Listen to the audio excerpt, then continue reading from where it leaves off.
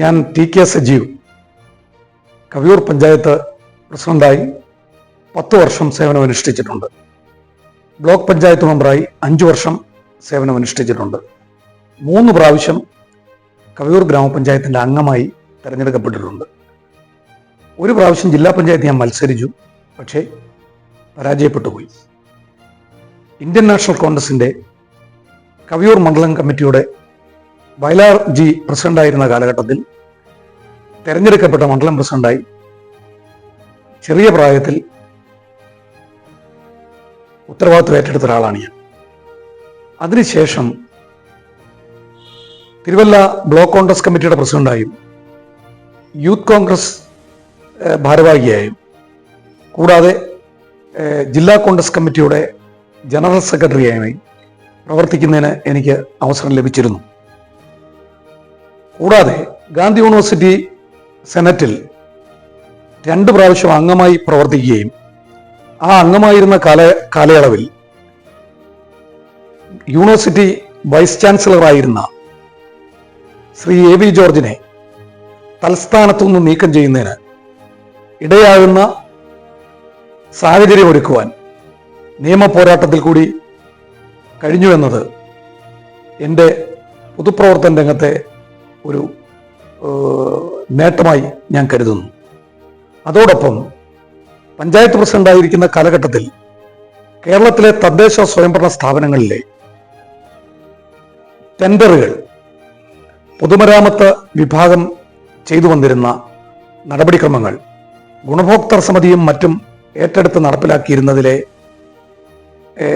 അതിലെ സുതാര്യത ഇല്ല എന്ന് ബോധ്യപ്പെട്ടതിൻ്റെ അടിസ്ഥാനത്തിൽ ബഹുമാനപ്പെട്ട കേരള ഹൈക്കോടതിയിൽ ഒരു നിയമ പോരാട്ടത്തിൽ കൂടി ഈ ടെൻഡർ നടപ്പിലാക്കാൻ കഴിയുകയും ആ ഈ ടെൻഡറിൽ കൂടി ലക്ഷക്കണക്കിന് രൂപയുടെ നേട്ടം തദ്ദേശ സ്വയംഭരണ സ്ഥാപനങ്ങൾക്ക് ലഭ്യമാകുന്ന വിധം പെരുമാറാൻ കഴിഞ്ഞു എന്നത് ഒരു പൊതുപ്രവർത്തകൻ എന്ന നിലയിൽ, ഒരു തദ്ദേശ സ്വയംഭരണ സ്ഥാപനത്തിലെ അംഗമെന്ന നിലയിലുള്ള എൻ്റെ പ്രവൃത്തി പരിചയം അതെല്ലാം ഉപയോഗപ്പെടുത്തിയത് പിൽക്കാലത്തെ ഓർമ്മിക്കുവാനും ഇത് നിലനിർത്താനും കഴിഞ്ഞു എന്നത് മറ്റൊരു നേട്ടമായി ഞാൻ കരുതുന്നു. ഞാൻ ഒരു പാരമ്പര്യ രാഷ്ട്രീയത്തിൻ്റെ ഭാഗമായിരുന്നു.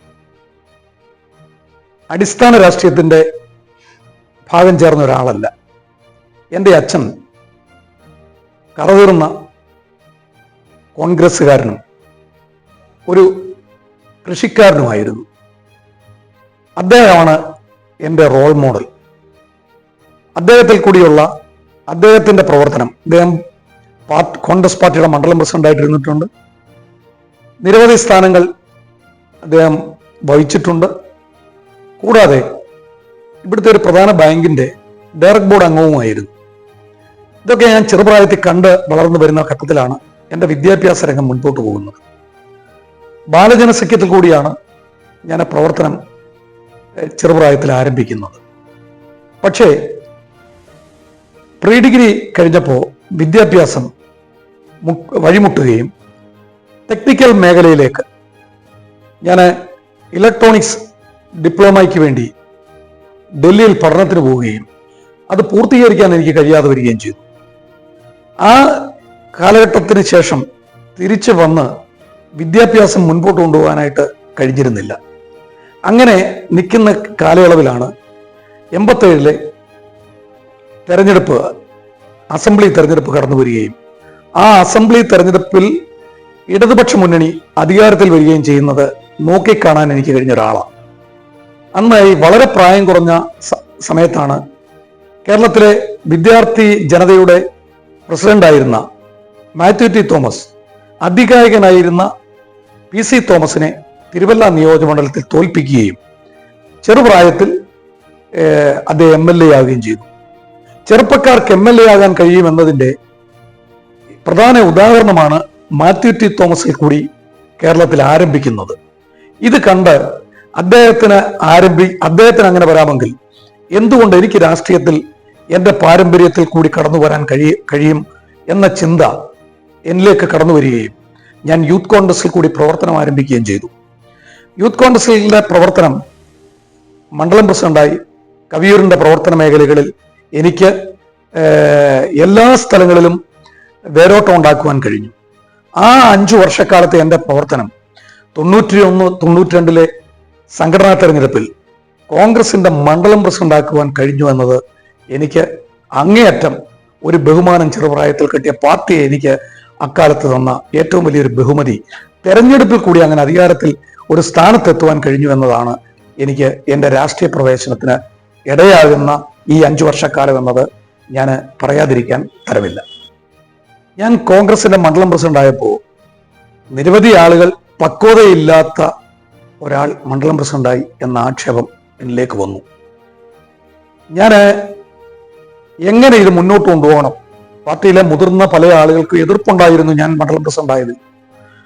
പക്ഷെ ഇതെങ്ങനെ മുന്നോട്ട് കൊണ്ടുപോകണം എന്നതിനെ കുറിച്ച് ഞാനൊരു പഠനം തന്നെ നടത്തി. എതിർത്തിരുന്ന ആളുകളുടെ ബഹുമാനം ഞാൻ ആദ്യം സ്വീകരിച്ചു, അവരുടെ അഭിപ്രായങ്ങൾ സ്വീകരിച്ചു, അവരെ ഞാൻ ഉൾക്കൊള്ളാൻ തയ്യാറായി. തുടർന്ന് 1994 പഞ്ചായത്ത് രാജ് നിയമം നടപ്പിലാകുകയും സംസ്ഥാന സർക്കാർ 95ഓടുകൂടി നടപടിയിൽ വരുത്തുകയും അങ്ങനെ 95-ൽ തദ്ദേശ സ്വയംഭരണ സ്ഥാപനങ്ങളിലേക്കുള്ള തെരഞ്ഞെടുപ്പ് കടന്നു വരികയാണ്. ആ തെരഞ്ഞെടുപ്പിൽ കവിയൂർ എന്ന് പറയുന്ന ഇടതുപക്ഷ പ്രവർത്തന മേഖലയിൽ വലിയ മുൻതൂക്കമുള്ള ഒരു സ്ഥലമാണ്. പക്ഷേ